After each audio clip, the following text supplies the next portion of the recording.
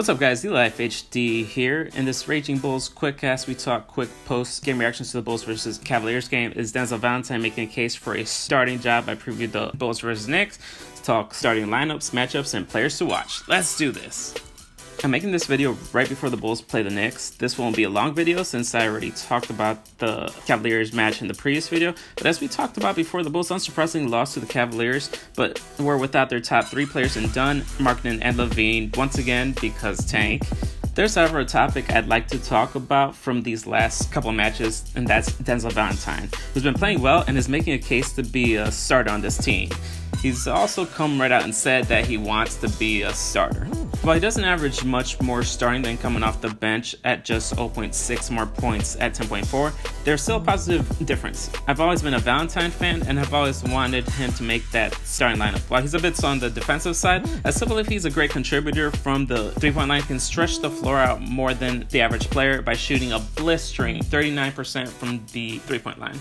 While I said that this would be a breakout season for Valentine at the beginning of this current season, I still believe that he can grow even more. If Valentine can upgrade his defensive abilities more than a guy like Holiday, I think he can make a really nice starting small forward in this league, and most importantly, for my Bulls for years to come. The Knicks come into this game winning their previous game to the Hornets 124-101, where they had big games from several players, but most importantly, Tim Hardaway Jr. scoring 25 points in 28 minutes of play.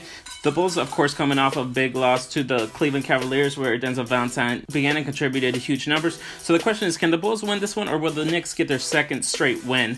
Let's take a look at the matchups. First, the matchup at point guard. Cameron Payne versus Emmanuel Mudiay. They both average about 8, 3, and 2, so this matchup is really even. Both are very below average players, so anyone can win this. We're playing at New York for this game, so I'm going to give it to Mudiay. Up next, the bad shooting guard, Justin Holiday versus Courtney Lee. Once again, this is a really even match. They both average about 12 points, 4 rebounds, and 2 assists per game, but given that Holiday probably won't play huge minutes and the fact that they're playing in New York again, I give this to Lee. Now the battle at small forward, Denzel Valentine versus Michael Beasley. Beasley averages 2 more points than Valentine, 12 points per game, and is also more athletic than Valentine. They even themselves out on assists and rebounding. This is going to be a pretty interesting matchup just because Valentine had a fantastic game his last showing.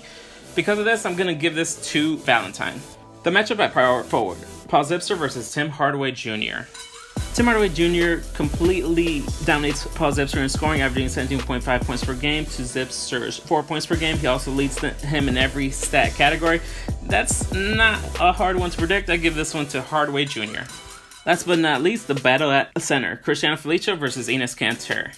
Kanter dominates Felicio in scoring, averaging 14 points per game to Felicio's 5. Not to mention, the rebound disparity in this matchup is insane too, with Kanter averaging about 11 boards a game to Felicio's 3.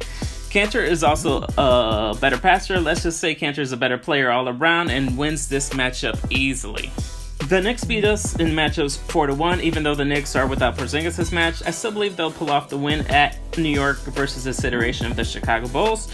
We're just missing too many good players. The only way I can see us staying in this game is if we get good production from Portis and Blakeney off the bench.